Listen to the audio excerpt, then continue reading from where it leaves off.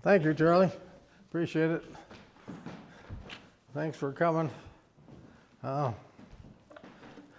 Get to speak about the Lincolns a little bit today from the standpoint of Mary. She's one of my favorites in American history. She's been dealt a hard history by some historians. Some historians call her Crazy Mary Todd. I don't think she was crazy. I think she suffered from emotional problems that a lot of people couldn't control, and some physical problems as well. Anyway, I thought I'd introduce her just a little bit to you with some just straight facts. She was born December 13th, 1818. So when she was married at age 23 to Abraham Lincoln, he was 33. So it was 10 years difference. She served as the First Lady of the United States until his assassination in 1865. She was born to a large and wealthy Southern family in Lexington, Kentucky. And by 1832, the family moved into a big mansion there. Her father she was the fourth of 7 children before her mother died when she was 6 years old. So that was trauma right from the beginning in her life. Her father remarried and with the second wife had 9 more children.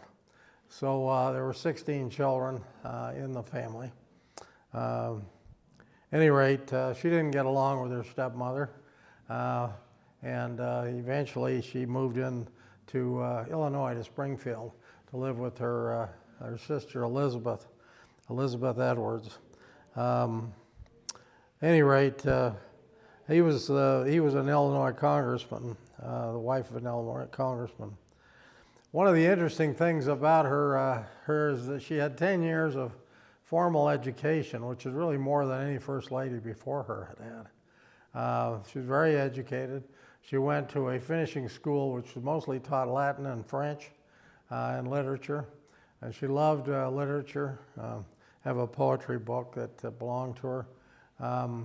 Anyway, she was the talk of the town in Springfield.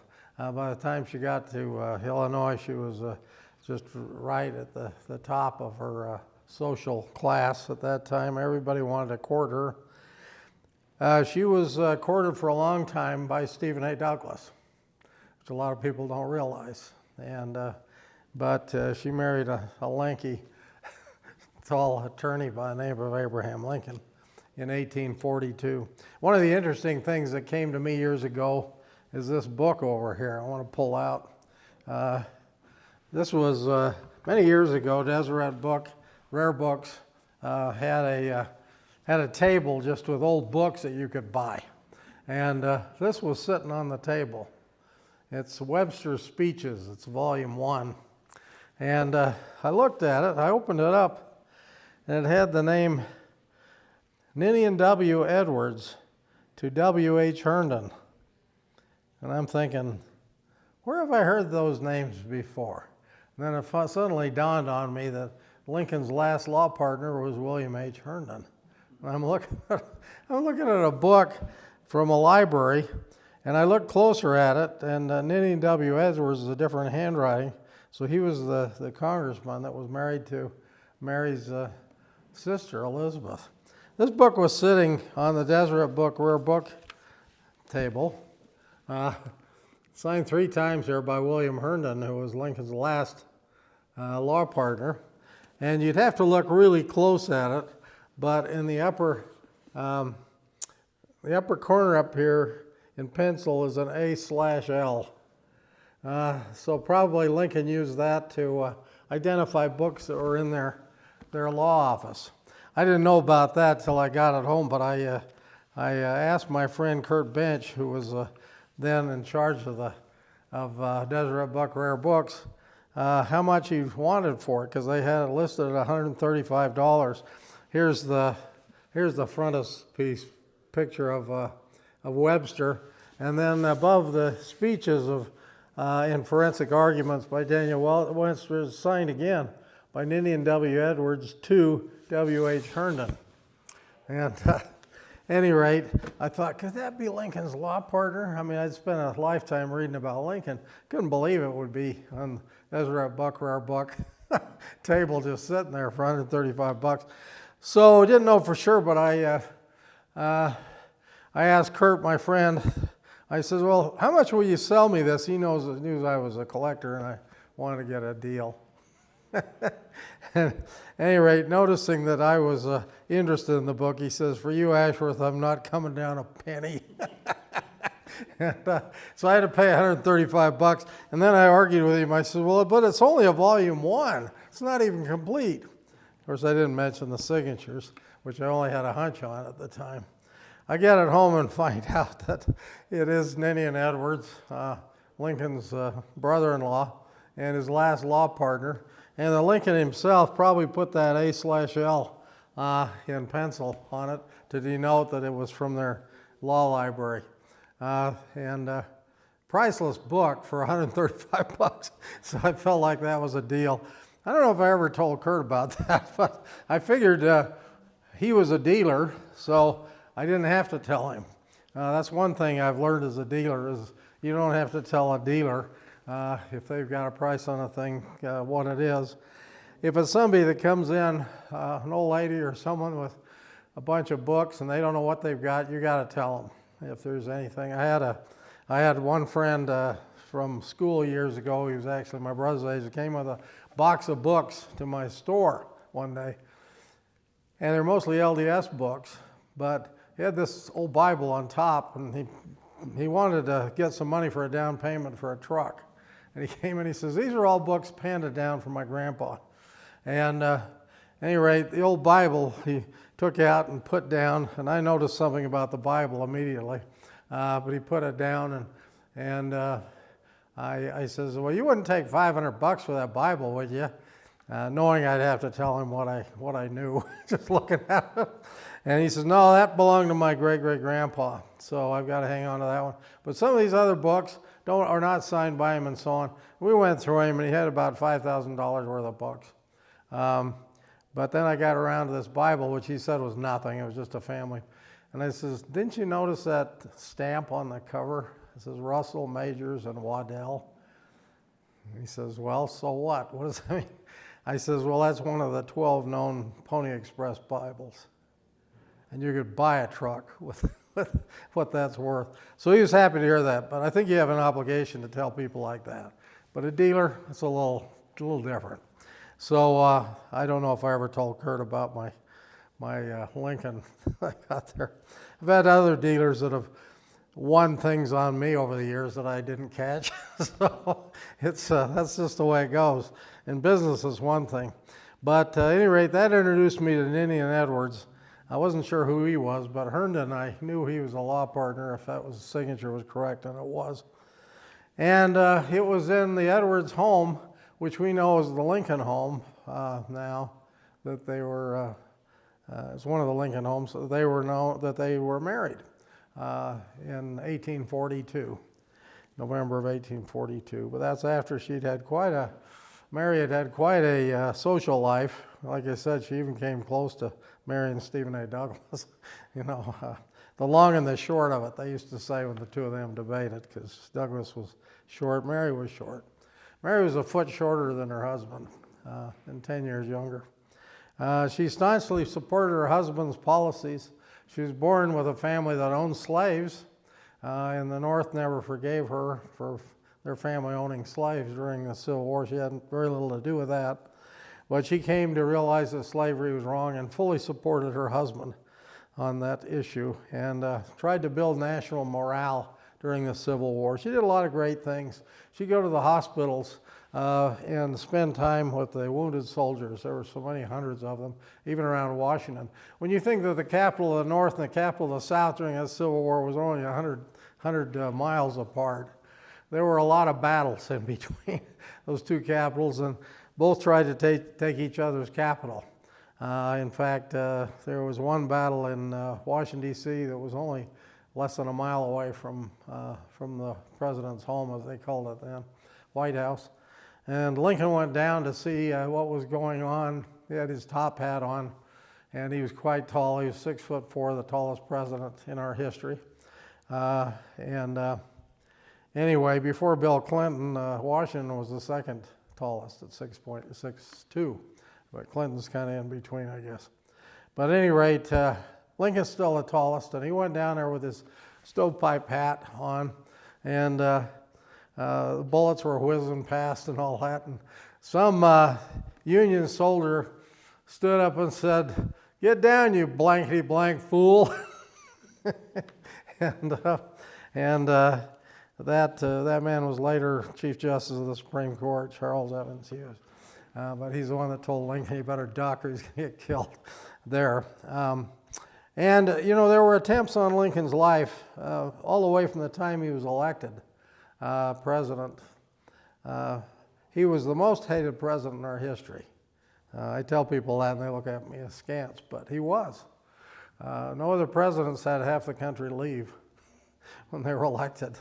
You can't say that about Trump. You can't say that about any of our other recent or other presidents in our history, but half the country left. And Lincoln wouldn't let them leave. He said it was an illegal rebellion, and he was just putting down a rebellion. Of course, we lost 750,000 men and women putting that rebellion down. It was something. At any rate, during the White House, she was a great social coordinator. Lincoln was not very socially adept, so his wife took that role. Like I say, she would visit the field hospitals and the ones, many around Washington, D.C. She'd even write letters for the wounded soldiers that couldn't take up a pen to tell their families that they were still alive. They were in a hospital. She was a great first lady, but she had a famous temper, and she would get angry at times. There are some famous stories about her and Abe when they were first married, about him getting chased around the block with a frying pan, this little lady, and stuff like that you hear. But all in all, she was a tremendous supporter of her husband and their family. Now, their family consisted of four boys, and only the oldest survived the parents. That's Robert. And Eddie was the second one born and the first to pass away when he was 4 years old. He died in Springfield before they went to the White House, to the president's home. And then probably the most terrible death of the bunch before the assassination was Willie's death. Willie was 11 years old. Everybody loved Willie. Willie was just so much more like his father than any of the other boys. He could write poetry. He was only 11, but he could write poetry. He could entrance members of the cabinet. In fact, there was tremendous sorrow not only in the Lincoln household when he died of typhoid, I think, in the White House, probably from drinking the water in the White House. There was tremendous sorrow, and Mary Lincoln was in bed for 3 weeks after he died, wouldn't get out of bed, missed his funeral. He didn't go to the funeral. And Lincoln himself, Abraham, was catatonic during some of that time. The death took place in 1862 in the White House. And they'd been at a social gathering downstairs when Willie passed away upstairs. And she could never forgive herself or the president for them not being by his side when he died. And that speech was very well given by Sally Field, if you remember the Lincoln movie with Daniel Day-Lewis later. But the chronology was wrong. They had it given in 1865, but the speech to her husband was really in 1862, where she let him have it for them and herself for not being there for Willie. Well, she would never go back in Willie's room. The next 3 years they were in the White House. She'd never go in that room. And Lincoln wouldn't seem to leave it. He sat there by the body for a week before they finally had to take the body. So it was about a week that we didn't have a president, and others had to run the war.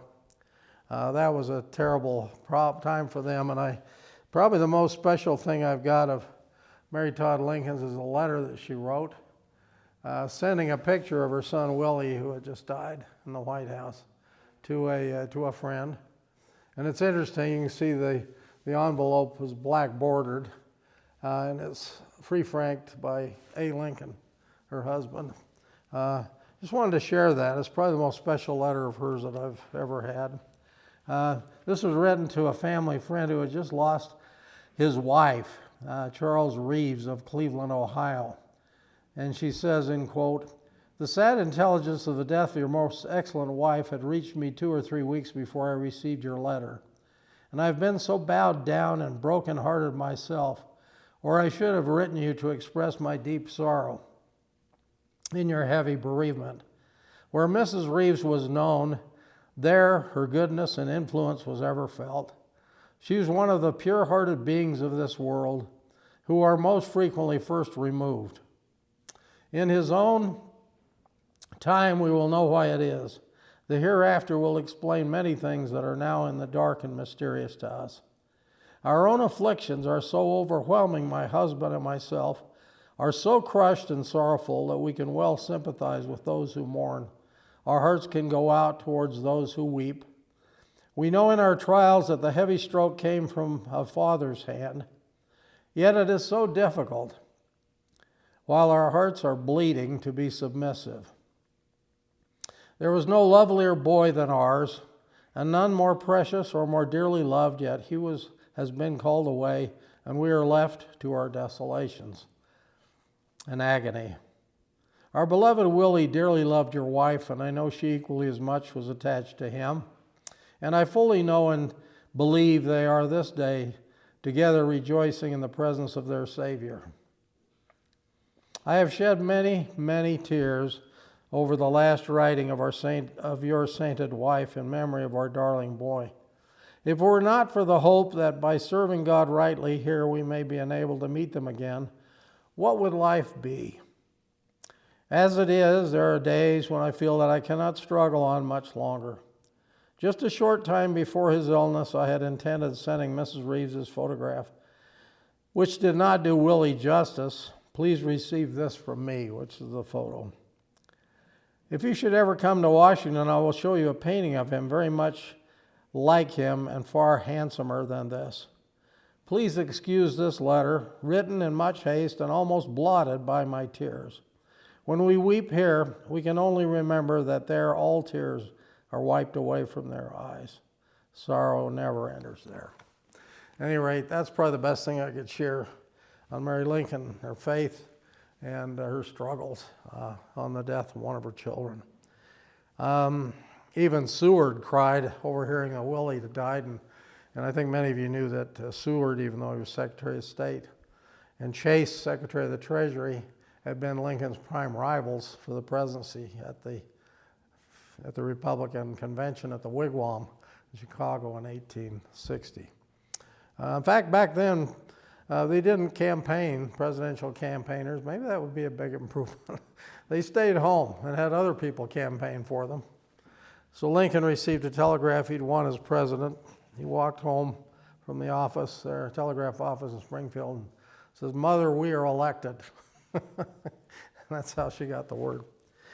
Well, in their move to leave Springfield, she had always lived a very austere life. She was the wife of a humble attorney trying to work himself up. They didn't have a lot of money. They had young children to raise, had a big house to take care of. Lincoln was gone for months at a time, and she was left in charge of running the household. That must have been difficult for a time, but she was always supportive. She was a very political wife, too. She was a Whig, which Lincoln was before the Republican Party was founded in 1856. But anyway, before she left, she gave her purse, which is right here, to a family friend. This is the first time I've ever shown that, and I've kept it in the plastic because it's so brittle and keep it from falling apart. But this is an evocative relic belonging to Mary Todd, a brown leather purse measuring about 9 inches wide by 7, excluding the handle. And the purse was accompanied by a note of provenance penned on a small card. And that's the original card there. It says in full, "This handbag was the original property of Mrs. Abraham Lincoln. When they packed up to start for Washington, She gave it to Miss Langford in Springfield, Illinois. I got it directly from Miss Langford. Miss Langford exchanged this bag with Mr. George G. Hartonoff for some jewelry in Milwaukee, and I bought it from him in 1910, John E. Burton. At any rate, the purse harkens back to a time when she was making a home with not a whole lot of money. Things got better as Lincoln progressed in his profession. And before she was First Lady, and known then for her expensive taste in fashion and obsession for shopping. She did that, to begin with at least, more out of a desire to live up to what she thought a First Lady should be dressed like and should live like. Her inaugural dress is probably one of the most elaborate ever made in American history. It'd be worth well over $100,000 to make that dress today. And we've said that for at least a decade, so it's probably worth more than that now. But she took her role seriously. She was the first Lady really to go through the President's mansion, the executive mansion they called it then. Some people called it the White House, but it really wasn't officially the White House till Teddy Roosevelt. But they called it sometimes the White House and the executive mansion, the President's home.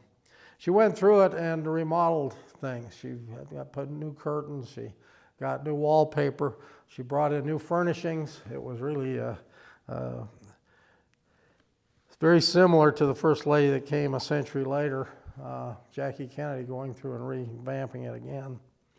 And she bought all new china, which is very expensive. Lincoln china comes up for sale occasionally, pieces of it, and it's very valuable. It's beautiful china.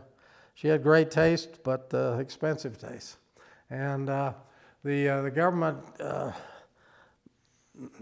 stepped in. They gave her $20,000 originally. Should be a lot more today to do the.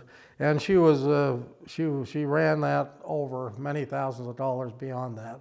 And it took 2 acts of Congress to cover those bills for the White House. But she felt like it was something she needed to do as First Lady during wartime to show that the country was moving forward. She had the 4 sons. There were 3 of them that did not outlive her. And her son Robert, the oldest, was the only one to outlive both his parents. Any rate, Tad, the youngest, got sick with typhoid the same time as his big brother Willie, but they were in separate bedrooms in the White House when, like I say, Willie passed away. And it was a tragic loss to them during a time of terrible suffering in the Civil War that was going on around them. Some things about her that are kind of interesting. This is Doris Kearns Goodwin said this about her. That Mary Todd had an unhappy childhood. Her mother died at an early age. Her relationship with her stepmother was tense at best, but when she met Abraham Lincoln in Springfield in 1838, she was high-spirited, intelligent, and widely read with a downright unladylike fascination with politics. And if she hadn't had that, they don't think Lincoln would have been pushed, into running for president. I mentioned that Lincoln was the most unpopular president at the time of his election in our history. Only 40% of the people voted for Lincoln. There were 4 candidates running for president. The country was split. 2 from the South and 2 from the North. John Bell, John Breckinridge from the South, and good old Stephen A. Douglas split the Democratic Party 3 ways, and this new party, Republican Party, finally got a candidate in. They tried with John C. Fremont in 1856, and that didn't go anywhere.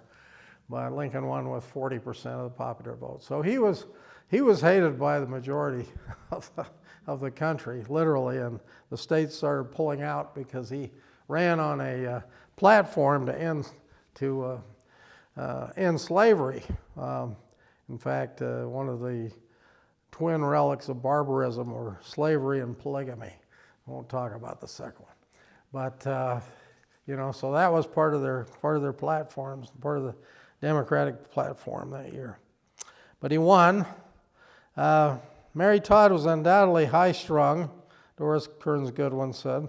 Temperamental, her propensity to fits of temper was well known, but she was not crazy. Indeed, it was not until Lincoln's second son, Eddie, died of tuberculosis in 1850 that she even began to resemble the Mary Todd that lives on in popular imagination. Ms. Goodwin writes that Eddie's death, quote, left an indelible scar on her psyche, deepening her mood swings, magnifying her weaknesses, increasing her fears, unquote. Having lost her son to illness after a long line of losing other close family members to the same, she became increasingly paranoid about sickness. Well, that's a little background on her. It gives me an opportunity to talk a little about her husband too, because this is really about the Mary Lincoln and how her family worked around her and with her. She's been blamed for a lot of things. People said she was a horrible wife, so it forced Lincoln to become a great president. I think that's unfair. I think that she was a very supportive wife. She did have a hot temper. If she didn't like something, she'd let you know. And, she seemed to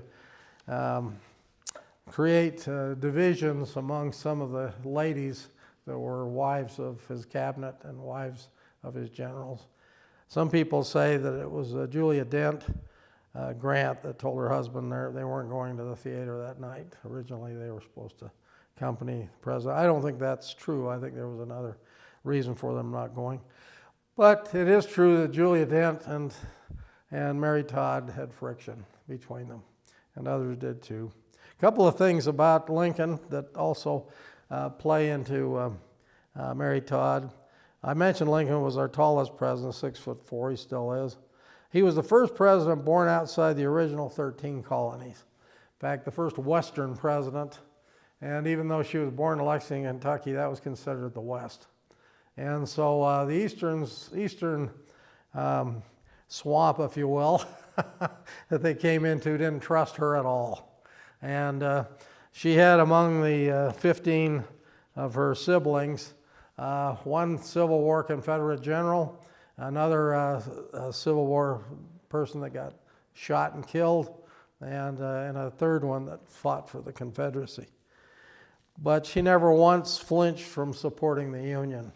Never once, but she got accused of that by the Eastern press and so on. It didn't trust her. Lincoln was the first president to be photographed at his inauguration, and that famous photo shows John Wilkes Booth up in the rafters, and his conspirators. They were already planning his assassination. They originally planned to just kidnap him and take him south, but then when the war was lost, they decided to kill him and kill Seward and kill Vice President Andrew Johnson. Seward almost died in the attack on him. He was in bed anyway from a carriage accident, wagon accident, and his throat was partly slit. But his son fought the characters out of the house. The guy that was supposed to shoot Andrew Johnson, the vice president, lost his nerve at the last minute and didn't do it. But they were all part of that conspiracy, and at least 4 of them were hung famously, including Mrs. Surratt, which might have been a big mistake. We don't know. There are no direct descendants of Abraham and Mary Lincoln today, even though he had 4 sons. The last of their grandchildren died about 1958, and so there are not any today. During the Civil War, telegraph wires were strung to follow the action on the battlefield, but there was no telegraph office at the White House, so Lincoln went across the street to the War Department to get all the news. He spent a lot of time at the War Department. These are the contents of Lincoln's pockets the night of the assassination.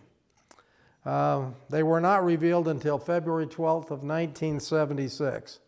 They contained 2 pairs of knife, a large white Irish linen handkerchief, slightly used with A. Lincoln embroidered in red, a gold quartz watch fob without a watch, a new silk-lined leather wallet containing a pencil, a Confederate $5 bill, and news clippings of unrest in the Confederate Army, emancipation in Missouri, the Union Party platform of 1864, and an article on the presidency by the Englishman John Bright. I mention that because he went to the theater, as we know, with his dear wife, Mary. They sat in the presidential box as Our American Cousin, which was a comedy, was playing. And during the third act, the Rathbone and Clara Harris, that were sitting next to him, took the place of the Grants in their box. Noticed that the president took his wife's hand and held it very close. And at any rate, it was during that time, after her saying to him, "What would Miss Harris think, you holding my hand like this?" Says, "Oh, it doesn't mean anything to her." It was the last thing we know Lincoln said before he was shot in the back of the head. And they were still holding hands when he was shot. Earlier in his life, Lincoln was the only president to receive a patent for a device for lifting boats over shoals. Lincoln's son Robert, who was in Washington when his father was killed, was also on the scene of the President Garfield was shot in 1881, and also when President McKinley was assassinated. He was a cabinet member, Secretary of War, in 1901. So the only person to be present for 3 assassinations was Robert, who outlived the rest of his family. It's interesting, too, the night of the assassination after Lincoln was shot, Mary was hysterical, of course, and they took the body over to the Peterson house. He was still alive then, but they took him over to the Peterson house. They had to lay him crosswise because he's so long on a bed in the back room. And he was there all night, and Mrs. Lincoln got hysterical during that time, and Secretary of War Stanton ordered that she be taken out of the room. She was, eventually. And Robert was by his dad's side the whole night when he passed away. She came back in 20 minutes before he died at 7 a.m. He died at 7:22.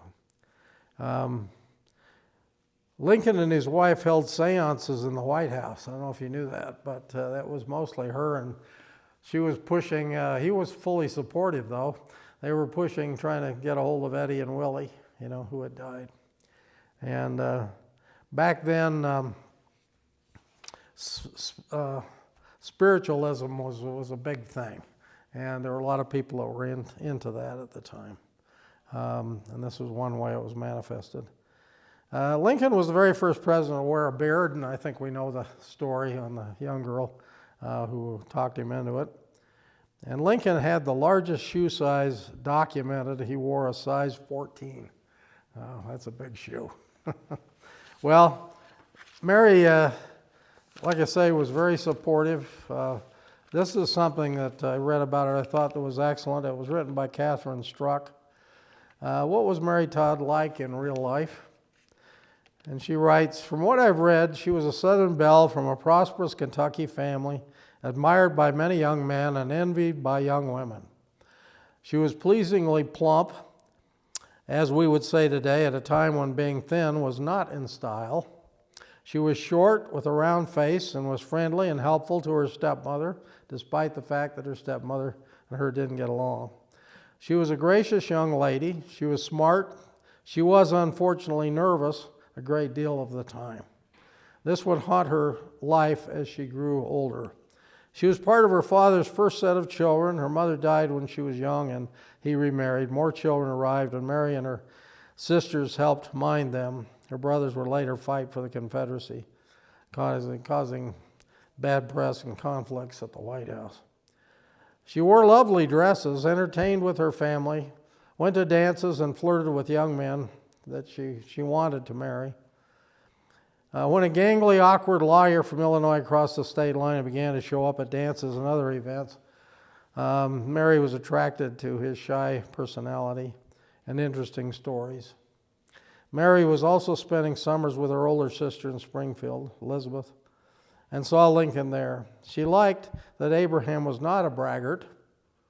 She had seen plenty of them as the South grew more and more resentful of the Union, and the slavery issue was constantly discussed.